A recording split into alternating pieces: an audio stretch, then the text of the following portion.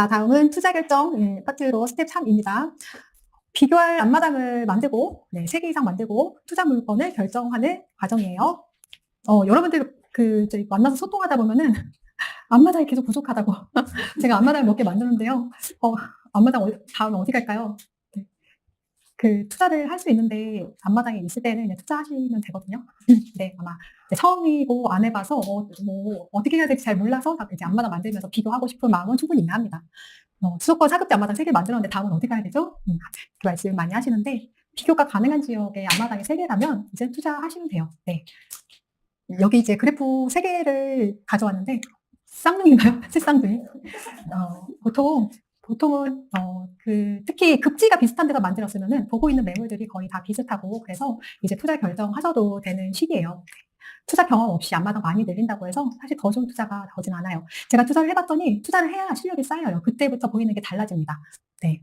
그래서 투자를 하시면 되고, 자, 비교할 수 있는 앞마당이란 도대체 무슨 말이냐. 지금 제가 비교할 수 있는 앞마당 3개 만들면 투자하세요라고 하니까 나는 비교 안 되는 앞마당 같은데? 이렇게 놀라실 수 있는데, 일단 이렇게 하면 이제 비교가 됩니다. 비교는 보통 수평 비교가 있고 수직 비교가 있어요. 수평 비교라는 거는 가치가 비슷한 지역들, 위상이나 가치가 비슷한 지역들끼리 앞마당을 만들어서 거기서 비교를 하는 거고, 수직 비교는 위상이 다른 지역들을 만들면서 비교를 하는 건데 어떤 게 더 좋은 거는 없어요. 그냥 조금씩 차이가 다른 것 뿐이죠.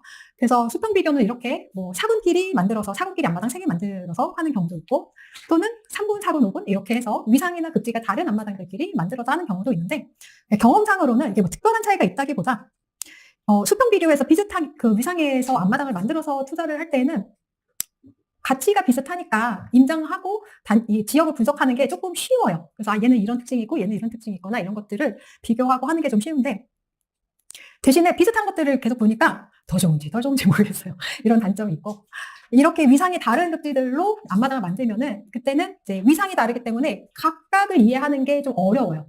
광역시도 모르겠고 중소도시도 모르겠고 이렇게 각각의 특징을 아직 모르는데 각각을 만들면서 하나씩 거기에 지역 비교를 하는 게 어려워요. 그래서 그건 좀 어려운데, 근데 또 위상이 다르기 때문에 그 안에서 가격이 비슷하거나 하면은 이게 좀 더 싼 것 같다라는 거를 좀 직관적으로 알기가 쉬워요. 그럼 각각의 차이가 있는데, 보통 일반적으로 내가 투자 경험이 많지 않으면 수평 비교가 조금 더 수월했던 것 같아요. 네, 큰 차이는 없어요. 어쨌든 이렇게 만들어서 지방 같은 경우는 중소도시 50만 이상만 쭉 3개 만들어서 비교평가하거나, 아니면 소도시랑 광역시까지 같이 만들어서 위아래로 비교하거나, 이렇게 하는 게 수평 비교, 수직 비교라고 설명드리고 있는데, 어떤 식으로도 할 수 있고, 나중에는 이거 막 상관없이 앞마당 만들고 투자하고 막 그러면 막 이게 이렇게 돼요. 다. 근데 이제 처음엔 차근차근 저렇게 하게 됩니다. 예를 들어서 이렇게 하는 거예요. 서대문구? 네. 앞마당 만들었는데 구축인데 8억 2천이야. 싼지 비싼가? 모르겠는데. 동대문구 갔더니 구축인데 8억이야. 싼가 비싼가 모르겠는데. 강서구 갔더니 구축이 7억 2천이야. 그러면 여기가 입지 가치랑 위상이 비슷한데 얘가 싸구나. 이렇게 직관적으로 이해할 수 있고, 또는 이제 투자금으로 봤을 때 동대문구 갔는데 투자금 3억이고 동작구 갔는데 투자금 6억이에요. 그럼 좋은 데는 투자금 많이 드네. 이렇게 돌아올 수 있는데, 5급지 구로로 갔더니 투자금 3억이야. 그럼 동대문구로 투자금 3억을 하는 게 지금 더 낫겠다. 이런 판단이 들죠. 네. 또는 천안에서도, 지방에서도 천안의 신축이 4억이면 싼가 비싼가 모르겠는데, 옆에 갔더니 전주 신축이 5억. 싼 건가? 옆에 갔더니 청주 신축이 5억. 그럼 천안이 역시 싸구나. 비슷한 것들 중에 싸니까. 네. 또는 대전에 갔더니 신축이 7억이야. 여기 광역시 비싸네? 했는데 저기 서산에 갔더니 신축이 또 4억이야. 그럼 천안이 싸다. 이렇게 판단할 수 있어서 위상을 다른 것들끼리 나열해서 비교를 할 수도 있고 수평 비교를 할 수 있는데, 실질적으로 여러분들이 만약에 앞마당을 대전 만들고 안양 만들고 그리고 청주를 만들었으면은 여기서 약간 비교가 안 될 수 있어요. 근데 보통은 여러분들 권역별로 보통은 앞마당 만들고 계시거든요. 네. 투자금 규모로 만들거나, 수도권이나 서울 투자하실 분들은 서울 수도권 안에서 만들고, 지방 투자하실 분들은 지방에서 만들기 때문에 수평이든 수직이든 실질적으로 앞마당 3개 정도 넘어가면 그때부터는 비교해서 투자를 하셔도 됩니다. 더 미루지 마시라는 말이에요. 네. 자, 그래 내가 투자를 할 건데 3개월 안에 자꾸 투자를 하라고 해서 투자를 하려고 하는데 보고 있던 단지가 올라버렸어요. 그래서 이것 때문에 고민을 되게 많이 하는데요. 오른 단지가 돈에 맞으면 그거 사셔도 되는데, 그게 돈에 안 맞아서 못 사면 안 오른 것 중에 가치는 옆 단지 사시면 돼요라고 말씀드려요. 자, 이게 이제 그러면 그게 갭투자 아니에요? 돈 맞는 거 사는 거? 아니, 가치가 있는 거 비교해가지고 라는 전제가 있잖아요. 봐요. 이게 이제 같은 지역 수지에 있는 단지 2개인데 보세요. 1번 시기, 2번 시기가 있어요. 근데 이제 이 파란색이 더 먼저 올라가고 고점도 더 높죠? 그죠? 그리고 빨간색은 쟤보다 고점이 약하고 좀 늦게 올라가고. 그랬을 때 우리 1번 시기에는 파란색을 사는 게 맞아요. 근데 이번 시기에는 파랑이 올라가 버려서 가격이 올라가면은 이번 시기에는 빨강이 사면 됩니다. 파랑이가 올라간 거를 지금 안 깎이는 시장에서 5천 1억 깎아서 사겠다고 기다리는 것은 올바른 의사결정이 아니에요. 네. 1번에서 왜 파랑이 사냐면 가격이 같은데 가치가 더 나으니까 걔 산 거고요. 2번에서는 가치 차이가 크지 않은데 그게 많이 싸니까 사는 거예요. 네. 제가 아까 수지구라고 했잖아요. 같은 땅이에요. 역세권 단지가 좋기는 하지만 비역세권 단지라고 가치가 없는 게 아니에요. 본질적 가치가. 수지를 사러 가라는 말은 아니에요. 오해하시는 거 아니죠? 네. 이렇게 판단하는 거예요. 이 판단의 근거는 이런 거예요. 과거에도 그랬어요. 과거에도 파랑이 빨강이 붙었다 떨어졌다 하지만 빨강이 샀다고 해서 돈을 못 번 게 아니거든. 그죠? 그리고 얘네 두 개를 과거에 수익을 확인을 해보면 파랑이는 10년 이내 저점이 2015년에서 그 상승된 꼭지인 꼭지까지 얼마나 올랐나 했더니 4억 8,550 올랐어요. 근데 빨강이는 그 기간 또 얼마나 올랐나 했더니 4억 5천 올랐어요. 가치가 땅의 가치가 비슷하면은 수익 차이가 물론 단지 가치가 현저하게 떨어지고 이런 건 좀 다른 문제고요. 일반적인 이야기하는 거 일반적으로 가치가 있다는 판단하에 그러면 수익도 내가 기대할 수 있는 수익이 어느 정도 확보가 됩니다. 그리고 실질적으로는 이 투자를 해서 최고점에 팔고 내려오는 것도 아니고 이 투자 이후에 다음 투자 어떻게 더 잘하고 얼마나 오래 할지가 훨씬 더 여러분들이 부자 만드는데 핵심적인 길이에요. 그래서 오른다는지 쳐다보면서 안 오른다는지는 애매하다라고 하시는 걸로 시간을 보내지 마세요. 아파트가 서 있는 땅의 가치가 비슷하고 선호와 수요가 있는 단지 그리고 저환수원리 맞고 내 돈에 맞으면 투자할 수 있어요. 돈에 맞는 게 아쉽고 애매해 보이는 거는 그게 아직 안 올라서일 가능성이 높아요. 제가 경험한 바로는 그랬어요. 오르면 그제서야 저걸 그때 샀어야 했네. 저게 저평가였어. 제가 좀 말씀드리는 게 저평가인지 확신이 없다면 걔가 오르는 걸 보고 눈물을 흘려보면 명확히 알 수 있다. 그게 그때 저평가였구나.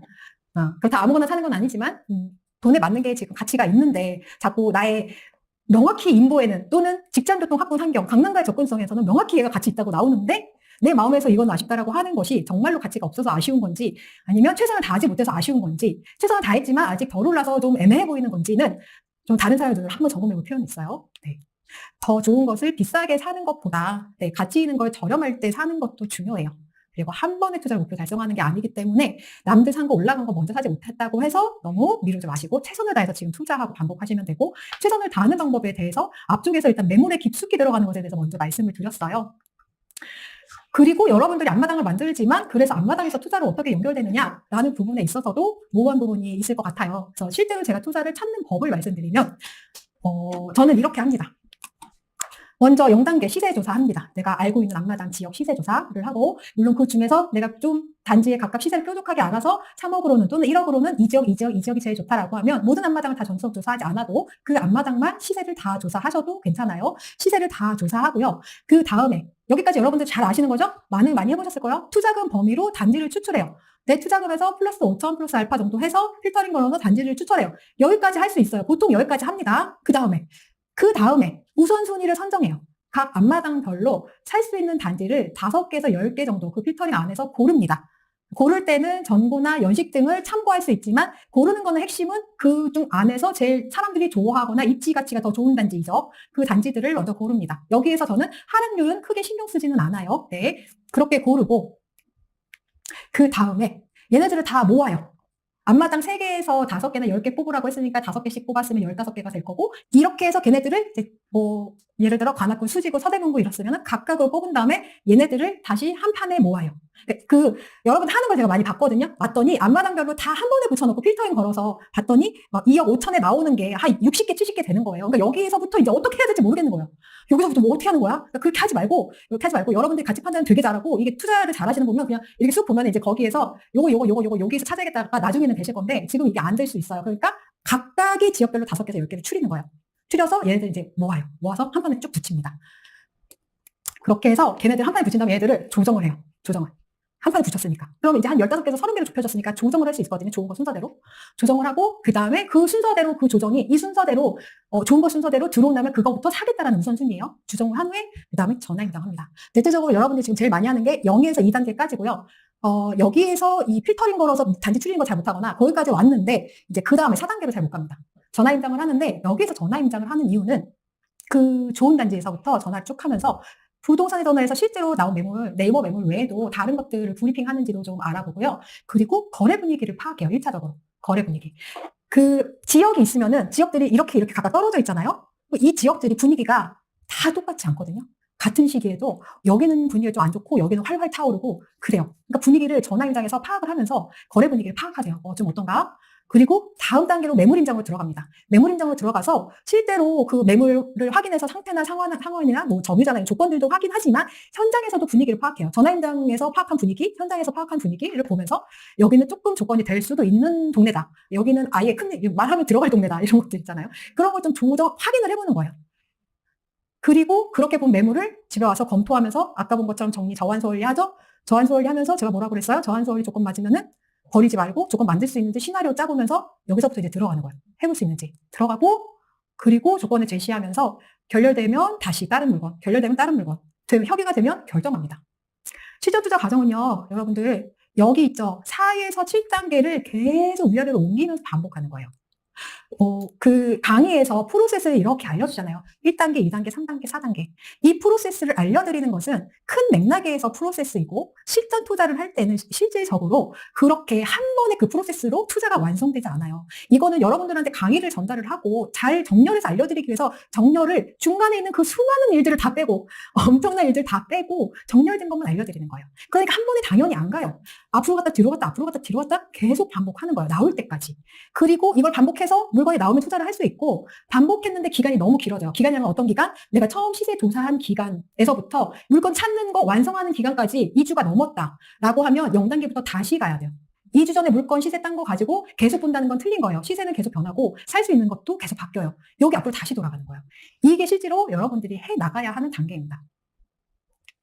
그래서 이렇게 예를 들어서 우선순위를 제가 뭐 예로 관악구, 동대문구, 서대문구 수직으로 가져왔는데 뭐 사라는 거 아니고 제일 좋은 물건도 아니에요. 이제 대충 대충 뽑고 이렇게 해서 내가 지역을 진짜로 잘 파악하고 단지 분석을 잘 했으면은 이 상태에서 요 하나씩 위에 있는 1번을 밑으로 내리고 2번을 밑으로 내리고 3번 올리고 내리고 몇 번 하면 1번부터 15번까지 리스트업을 순위별로 쭉 하게 됩니다.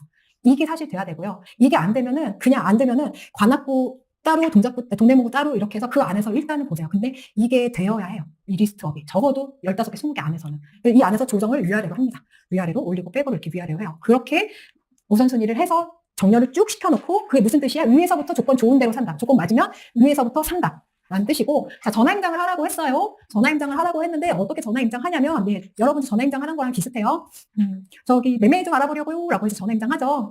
여러분들마다 이제 도입이 좀 다르겠지만, 일단은 그 사장님의 광고 물건으로 전화를 먼저 물어봐요. 그분이 보유한 물건으로 이야기를 했을 때 이야기가 잘 풀리고, 실제로 그 매물에 대해서도 내가 좀 알아야 하고, 보유 물건으로 광고 물건 몇 도 이 물건이요 하면서 이제 이야기를 하고요. 그 다음에 실질적으로 이 물건이 내가 투자할 수 있는 그런 조건이 어느 정도 들어오는지, 대략적으로, 그거 그럼 지금 누가 살고 있는지, 상태는 어떤지, 이동이 좋은 건지, 사장이 갖고 있는 1,000만 원 더 비싼 저도 4층인데 왜 더 비싼 건지, 이런 것들 계속 이야기하면서 사장님이 물건을 또 보셨는지, 이런 것도 이야기해요. 그래서 처음에 그 물건으로 먼저 이야기하고, 분위기 파악을 하라니까 여러분들 전화해서 분위기 파악하는 건 어떻게 질문하는 거예요? 그래서 전화를 못 하더라고요. 그러니까 그런 게 다른 게 아니고, 물건으로 전화해요. 물건 찾으려고. 전화하고, 그 다음에 분위기 파악해요. 요즘 손님 좀 많이 오시나요? 전세 손님도 좀 괜찮은가요? 요즘 투자자 많이 사나요? 실거주자 많이 사나요? 그리고 어떻게 사장님 요즘 제가 좀 여기 진짜 적극적으로 진짜 꼭 투자하려고 보고 있는데 제가 좀 조건을 맞춰서 투자해 볼 수 있을까요? 이런 말도 전해요. 이게 무슨 말이에요? 내고나 이런 거 좀 될까요? 이런 말이잖아요. 이런 말을 툭 던졌을 때 반응이 있습니다. 말도 마. 어제도 계좌가 안 나와가지고 이런 데가 있고요. 뭐 물건 보고 산다고 하면 그때 이야기하지 하는 곳이 있고요. 그리고 열심히 해볼게요. 이런 사장이 있어요. 네. 그러니까 이럴 때는 이제 거리가 활발하고 매도자가 우위에 있기 때문에 사실 가격 조율이 충분히 잘 안 될 수도 있어요. 근데 이게 그냥 한 명의 사장님의 의견이잖아요. 그러니까 그냥 주변으로 내 리스트에 있는 그 단지 주변으로 전화를 많이 하면서 전체적인 분위기를 파악해요. 네. 그리고 이제 이 정도 보고 결정해요. 이 정도면은 사실 평이한 수준. 이거 열심히 해볼게요. 여기는 최근에 거래 되게 안 되고 있다라는 곳이에요. 한 번은 이제 사장님이 내가 전화했는데, 여기 새끼 매물 이거 보면 좋은데, 막 저한테 이렇게 이야기했어요. 네, 알겠어요. 그걸 끊었는데, 1시간을 다시 전화해서, 그 새끼 매물이 말이지, 이러면서 저한테 그냥 제 거를 하시는 거예요. 이런 데는 진짜로 최근 거래가 많지 않은 거예요. 그런 것들을 실제로 여러분들이 와닿게 해봐야 돼요. 이게 말로써 설명할 수 있는 게 한계가 있는데, 해보라고 시면 모르겠어도 그냥 해보세요. 해보라고. 그럼 이제 억지로 해보면서 해보니까 알겠어. 유레카 이렇게 느끼거든요. 그러니까 이거를 합니다. 하고 전화임장을 통해서 각 지역이나 생활권별로 분위기 파악을 좀 해서 일차적으로 여기가 조금 될 것 같다, 여기가 좀 안 될 것 같다, 이런 것도 좀 확인하고 그래서 투자금 범위에서 내가 좀 넓혀서 봐도 괜찮을 지역인지 아닌지를 이 전화임장을 통해서 1차적으로 알 수 있어요. 네. 그리고 내가 투자금 범위 아까 이제 나열했잖아요. 그 중에서 꼼꼼히 이제 매물임장 합니다. 설마 매물 5개 보고 투자할 건 아니었죠? 네, 네. 매물 임장하는데, 자, 이거는 그냥 가상으로 제가 뭐 1번부터 이렇게 순서를 나열했다 쳐요. 그럼 이 순서로 사겠다는 건데, 여러분들이 이 우선순위를 좋은 거 순서로 나열을 하면 높은 확률로 투자금이 많이 드는 게 우선순위 윗단에 나옵니다. 예, 높은 확률로.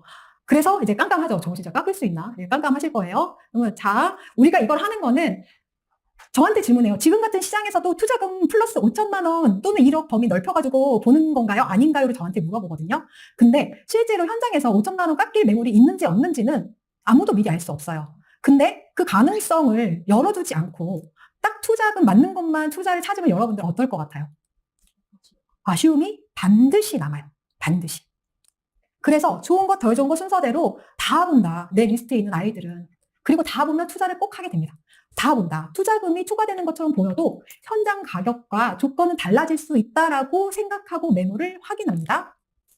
그리고 제가 말씀드렸던 어떤 전화임장이나 실제로 현장의 분위기에 따라서 그리고 사장님 소통을 따라서 조정이나 협의 가능성을 가늠해봐요. 처음에 그냥 깎아주세요 한다고 그냥 깎아주는 게 아니고 일단 보고 와가지고 사장님 제가 물건 잘 봤고요. 잘 봤는데 투자금이 조금 많이 드는 것 같은데 요즘 좀 어때요? 이런 거. 가격 뭐 조건 어때요? 이런 거 분위기를 한 번에 깎아주세요. 이렇게 꼭 안 해도 되고요. 갔다 와서 사장님한테 계속 연락하면서 하나하나 물어봐요. 그지? 뭐 사정은 어떤지 좀 깎게요. 그 사람 왜 파는 거예요? 임차인은 어떻대요? 이런 거를 하나씩 물어봐요. 다 시나리오 짜고 하지 않아도 돼. 그냥 궁금한 거를 단계별로 물어봐요. 그리고 내가 어느 정도 이 정도는 사겠다라고 조정을 시도는 하지만 안 되는 매물에 집착해서 저 집이 5천만 원 깎일 때까지 난 기다리겠다라는 거는 좋은 결정이 아니에요. 예. 그거 안 되면 다른 걸로 바로 넘어갈 수 있게 많은 후보들을 보고 다니면서 쫙쫙쫙쫙 뿌려놔야 돼요. 그리고 의사결정을 합니다. 저한소율이 맞다면 덜 좋아 보여도 의사결정을 할 수 있고요. 자, 그러면은 봐봐요. 투자금이 초과되는 것부터 넓혀서 봤잖아요. 근데 조정을 시도하지만 안 되면 그냥 그거 사라면 처음부터 그거 사지 왜 처음 그거 애쓰는 거야? 라는 생각이 들 수 있지만 여러분들은 이걸 알아야 돼요. 우리가 물건이 10개 있어요. 1, 2, 3, 4, 5, 6, 7, 8, 9, 10 이렇게 10개 정도 있다고 쳐요. 이게 제일 좋은 거고 이게 투자금 보면 제일 많이 늘어나요. 내 돈은 한 2억이에요. 그래서 2억짜리 찾았더니 딱 7, 8, 9에 있어요. 2억짜리. 근데 내가 가서 이거를 가서 이게 투자금 맞으니까 이거 산다. 쏙 사오면 이게 그 시장 그 상황에서 살 수 있는 제일 괜찮은 건지 내가 알 수가 없잖아요. 그러니까 후회하거든요. 이걸 그냥 중간에서 쏙 뽑아오면 앞에서부터 내 눈으로 확인해야 돼요. 안 되는 걸. 안 되는지 되는지 내 눈으로 확인해야 돼요. 여기 투자금 이거 플러스 알파 5천만 원 되는데 깎아주세요. 저리 가. 네, 투자금 플러스 알파 4천만 원인데 깎아주세요. 저리 가. 깎아주세요. 내가 열심히 다시 시도해봤잖아. 조정해주고 해보고 최선 다했어. 깎아주세요. 안 돼. 다 안 되는 건 내 눈 앞에서 짝대기를 긋고 내려와야 돼요. 그래야지 이 투자를 확신할 수 있고요. 그러다가 정말로 높은 확률로 시도 횟수가 많으면 7번만 살 수 있었는데 5번, 6번에서 나오는 경우가 상당히 많아요. 확률이 높다는 거예요. 그래서 이거 하는 거예요. 무슨 말인지 이해했어요? 네.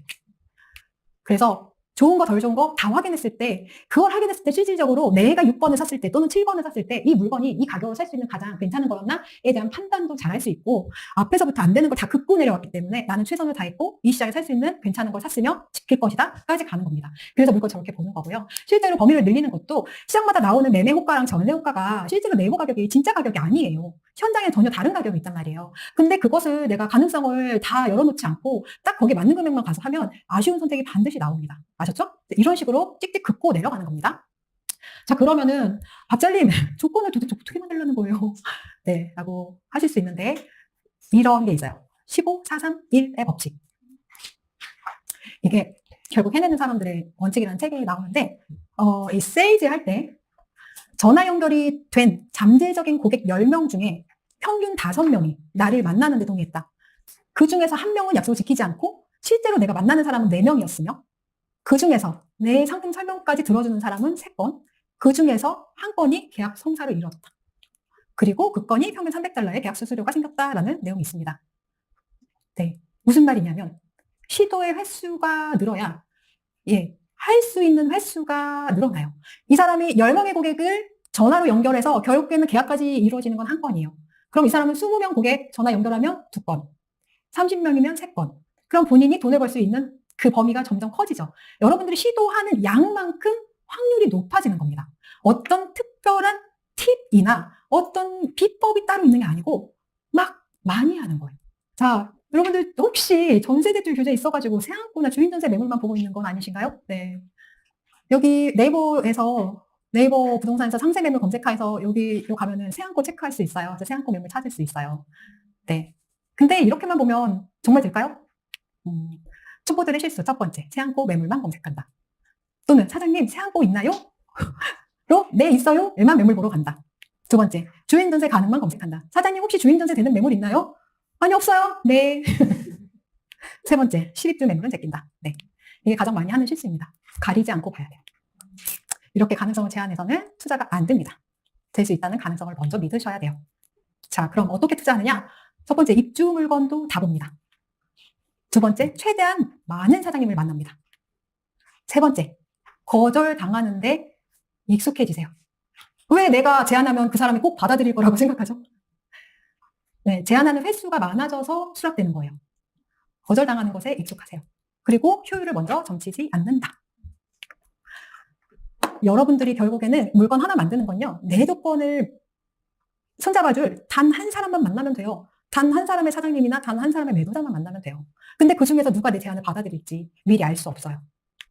누가 나와 협업해서 나를 적극적으로 도와줄 파트너가 될지 미리 알 수 없어요. 그러니까 많은 부동산을 연락하고 방문해야 돼요. 그리고 제안은 나의 몫이에요. 수락은 그 사람의 몫이에요. 거절당할까봐 일명 쫄지 마세요. 거절한다고 망하나요? 거절하면 아파요? 그냥 그냥 거절할 거라고 생각하고 제안하세요. 역시 거절했어. 그럼 내가 맞은 거잖아. 저 약간 그런 생각도 가끔 합니다. 안 되겠지? 하고 했는데 딱 수락하고 어떡해. 이제 이렇게 될 수도 있죠. 그러니까 제안은 내가 하는 거고 수락은 그의 몫이니까 상대가 거절할까봐 미리 걱정하지 마세요. 그 사람이 해야 될 몫을 왜 내가 먼저 걱정해요? 그럼 그 사람한테 토스하세요. 내가 토스하면 고민은 네가 하세요. 이렇게. 그렇게 하고 거절당해도 다른 물건 찾으면 되지. 이렇게. 그리고 실행의 총량이 성공의 총량을 결정합니다. 실행 횟수가 높아야 돼요. 어설프게 그냥 저 비싼 것 같은데? 저기 긁는 것 같은데? 이렇게 찾아가면 안 돼요. 저기 긁는 것 같은데 해가지고 물건 가져와서 제가 그거 사세요 한 적이 없어요. 그거 아니고 순서시켜서 쫙쫙쫙 털고 내려오면서 내 조건을 받아들일 단 한 명, 그리고 나를 도와줄 사장님 단 한 명만 만나면 되는 일이고요. 보여주는 정보만 받아 적고 오는 것이 아니고 여러분들이 사장님들을 만나고 돌아오면서 좀 밝혀도 돼요. 나의 조건에 대해서. 사장님 저는 조금 깎이면 투자할 수 있을 것 같아요. 얼마 정도까지는. 또는 사장님 저는 주인 전세 되면 투자할 수 있을 것 같아요. 그러면 높은 확률로 사장님들이 이렇게 이야기해요. 그런 건 없어. 그런 건 다 나갔어. 작년에 오지 그랬어. 그래서 여러분들이 처음에 그 말 딱 듣고 엄청 데미지를 입고 어깨가 쭉 쳐져서 와요. 근데 기억해야 되는 거는 투자 물건은 그 날부터 만들어지는 거예요. 내가 그렇게 이야기하면 사장님들이 그런 건 없어 라는 거는 그냥 그런 물건 나 안 갖고 있다는 뜻이야. 지금 나 그런 거 없어. 그렇지만 언젠가 그런 물건이 그 사람에게 오거나 비슷한 물건 만들 수 있을 것 같으면 나를 떠올려요, 그분이. 그때 내쳤지만. 한 번은 사장님이 나한테 무슨 말도 안 되는 소리 하고 있어. 말을 막 내는 거야. 죄송합니다. 끊었죠. 죄송하지 뭐. 말도 안 되는 소리라고 하니까 나는 말이 되는 것 같은데. 죄송합니다. 이러고 끊었지. 이틀 후에 사장님 나한테 전화해서 내가 다시 생각해보니까 이러면서. 그런다니까요. 그러니까 첫 번째 사장님 반응에 너무 상처 입지 마세요. 어차피 나랑 결혼할 것도 아닌데 뭐. 그죠? 거래되면 좋은 거고 아니면 많은 거잖아요. 여러분들이 이런 거를 되게 두려워하는 이유는 이 투자를 아직 소비의 영역으로 보고 있기 때문이에요. 네, 이거는 거래예요. 매도자가 내는 가격은 나한테 허락 맡았어요? 매도자도 자기 맘대로 내놨잖아요. 그럼 나도 내가 살 수 있는 가격 말할 수 있어요. 이건 거래예요. 안 되면 못 사는 거고 되면 하는 거예요. 아셨죠? 자, 저는 이렇게 했어요. 실질적으로 제가 2020년도에 수도권 인정할 때 집을 보는 집주인이 있었어요. 집주인이 있어서 보면서 이제 항상 하는 말들이 좀 있는데 혹시 이사 곳은 정해지셨나요? 매매되면 그때 알아보려고요 라고 집주인이 그랬어요. 그래서 그렇군요. 제가 이걸 사면은 사실 저는 전세를 놓으려고 하는데 혹시 집을 그 임차인 구하게 집 보여주시는 거 혹시 가능하세요? 안 보여주면 내가 안 되잖아요. 투자자니까. 그렇게 이야기했어요. 근데 갑자기 이분이 어머 저 이거 팔고 전세를 가려고 했어요. 이러는 거예요. 집을 보는데 그 사람이 나한테 안 그래도 제가 이거 팔고 전세 가려고 했어요. 제가 팔고 여기 전세 그대로 사는 건 어때요? 나한테 이걸 제안하는 거예요. 그랬더니 옆에서 팔짱 끼고 멀리 있던 사장이 갑자기 나타나서 그렇게 하면 되겠네. 그러면은 어차피 전세는 돌려가는 거니까 지금 시세가 뭐 얼마니까 지금 시세보다 좀 높게 해가지고 좀 줄여서 하면 어때? 이러는 거예요. 어때요? 너무 좋죠. 그래서 주전 물건이 됐어요. 그리고 최근에도 집을 보고 사장님 임차인분 혹시 계속 사신대요? 임차인을 살고 있었는데 전세 시세보다 좀 전세를 낮게 살고 있었어요. 근데 전세 만기가 얼마 안 남았어요. 그래서 매도자가 팔려고 내놨는데 임차인분 계속 사신대요? 물어보니까 글쎄 내가 물어볼까? 내가 물어볼게. 사장님 잘 몰라. 사장님 모르지. 사장님은 어떡해요. 사장님은 그 주인이 매도 물건 내놓을 때 이렇게 전화 받으면서 적은 거 그것만 알아요. 내가 물어볼게요. 그렇구나. 그러면 전세 대출도 받으셨어요? 네. 그래요. 그것도 알아볼게요. 사장님 이랬어요. 그리고 조금 이따 전화 왔어요. 우리 임차인분이 조금 맞으면은 계속 살 의향도 있고, 대출도 안 받고 현금으로 들어오셨다네? 현금 전세잖아요. 그쵸? 전세 대출 규제랑 상관이 있어요? 없어요? 없잖아요. 아, 그렇구나. 이때부터 이제 제가 눈이 약간 돌아가죠. 아, 그렇구나가 이전에 아, 그렇구나 아니야. 아, 그렇구나. 이건데 이제 목소리 낮춰서 아, 그렇구나.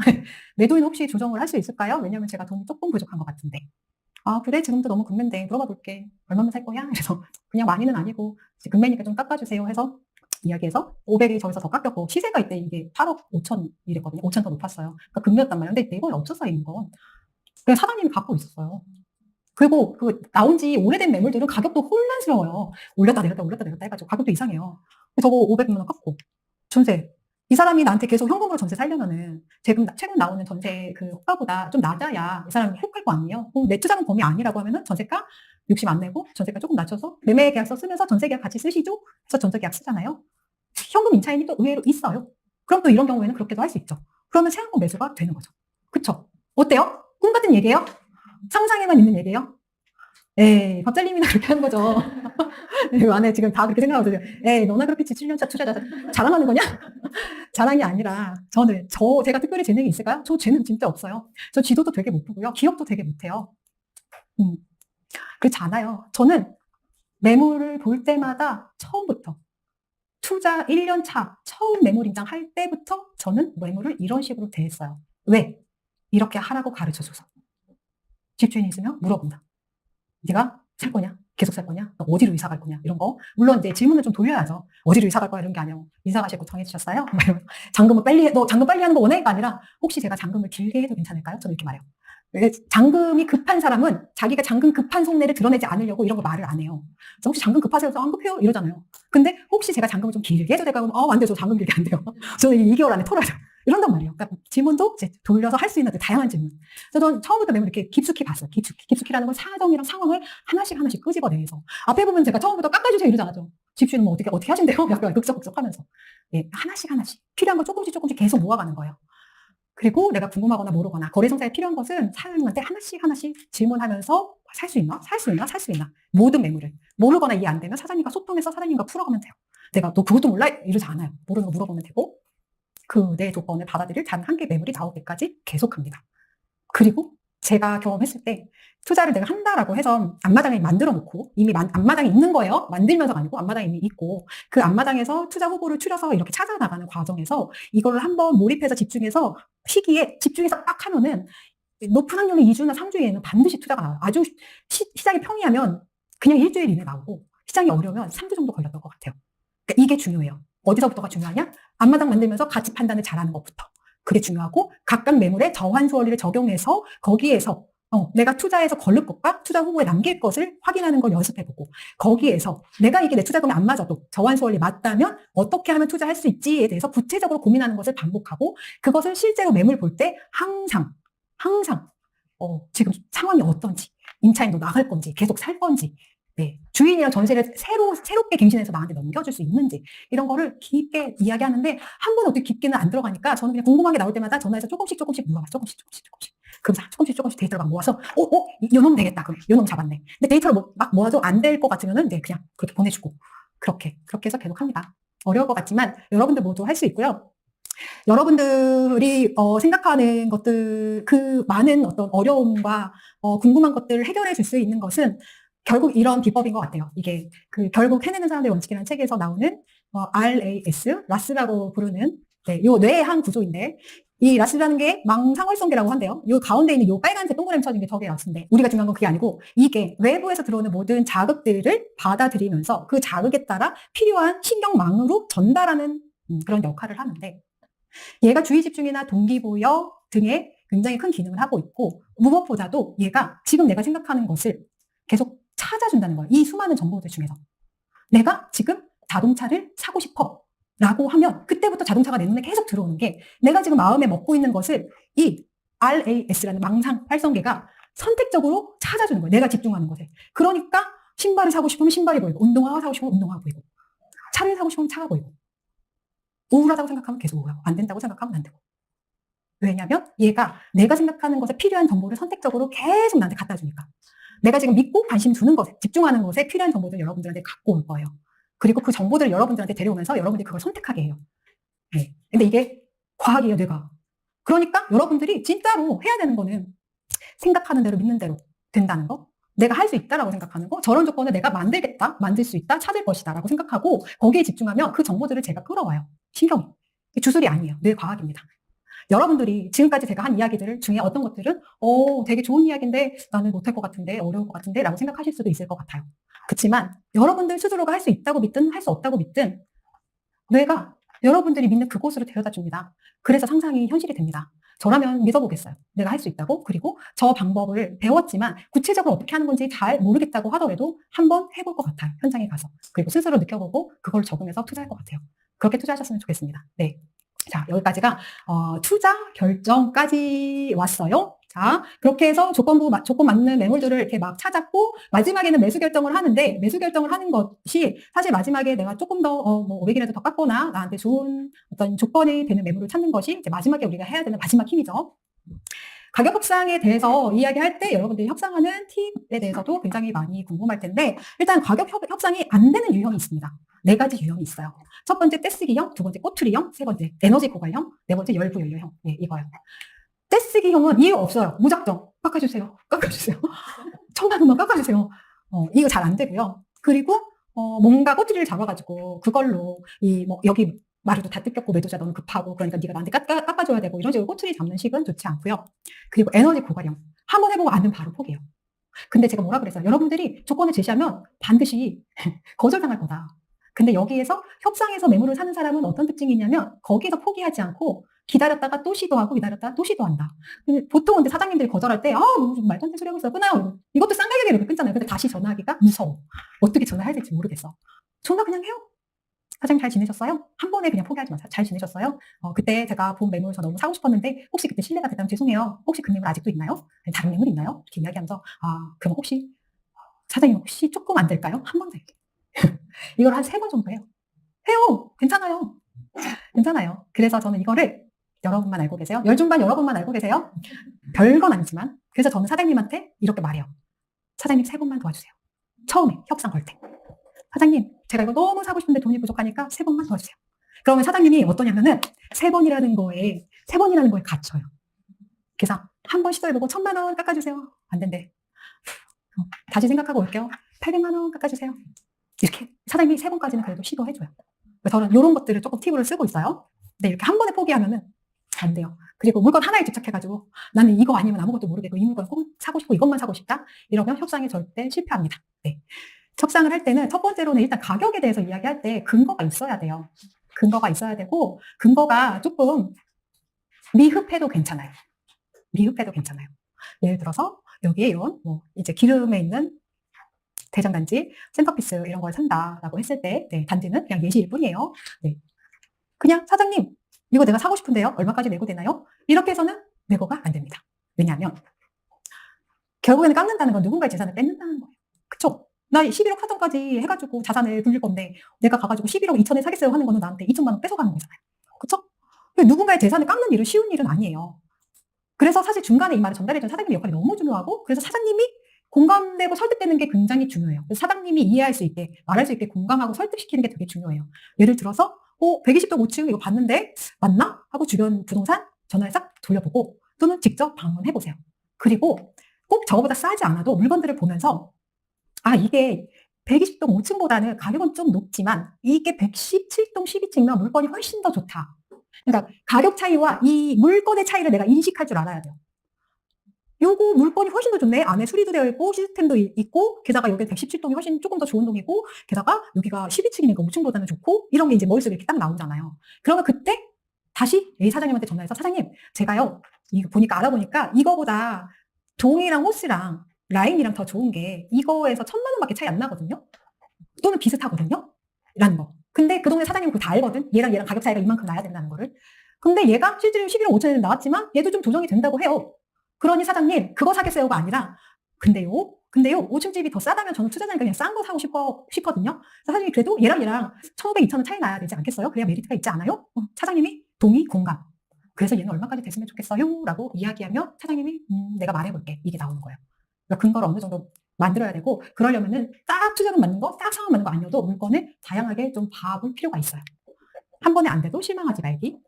왜냐하면 제가 세 번 시도하라고 했죠. 그게 내가 오늘 깎아달라고 했는데 이 사람이 거절했어요. 그럼 알겠어요. 그리고 돌아서고 소식이 없잖아요. 그럼 매도자는 그때 또 다시 마음이 싱숭생숭해요.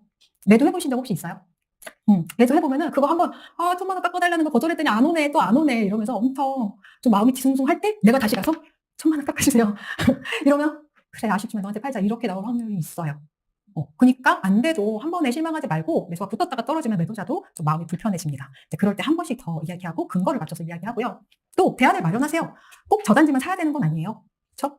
여기서 하나 보고 밑에서 하나 보고 여기서 하나 보고 여기서 하나 보고 그리고 여기 있는 것들이 다 저환수월에 들어온다면 다 조건을 제시하세요. 다 조건을. 사장님 이 물건 어디까지 내고 될까요? 왜냐면요. 사장님 이 물건 어디까지 내고 될까요? 왜냐면 여기서 중요한 거 있어요. 왜냐면이 빨간색이죠? 마법의 단어. 왜냐면. 이유를 일단 대세요. 그 이유가 아주 충분치 않아도. 사장님, 제가 경기도에 와서요. 사장님, 이거 좀 깎아주세요. 제가 경기도에 와서요. 사장님, 이거 깎아주세요. 이게 도배가 좀 허리 비서요. 사장님, 이거 좀 깎아주세요. 왜냐면 제가 돈이 없어서요. 다 돼요. 왜냐하면 일단 붙이세요. 그래야 사장님이 그 말을 전달할 수 있는 어떤 이유가 돼요. 뭔 말인지 이해되세요? 이게 되게 중요합니다. 네. 자, 대안 마련이라는 것은 똑같아요. A단지 이 물건 최선인가? 똑같이 주변 부동산 전화 돌리고 그리고 전화로 나오지 않으면 직접 방문하고 B단지에서도 전화 돌리고 직접 방문하고 그렇게 해서 옵션이 많을수록 협상이 유리해요. 아는 게 단 하나면 협상이 유리하지 않고요. 다 넓게 뿌리고 다니면서 되는 거 한 개만 탁 잡으면 투자가 됩니다.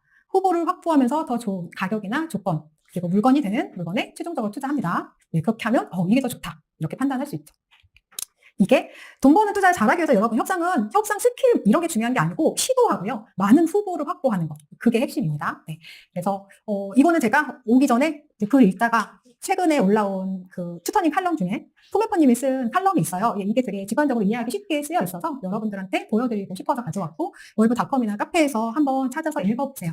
꼼꼼히 읽어보면은 내가 어떻게 적용해야 되겠다라는 것들을 좀 알아볼 수 있을 것 같습니다. 자, 정리할게요. 네.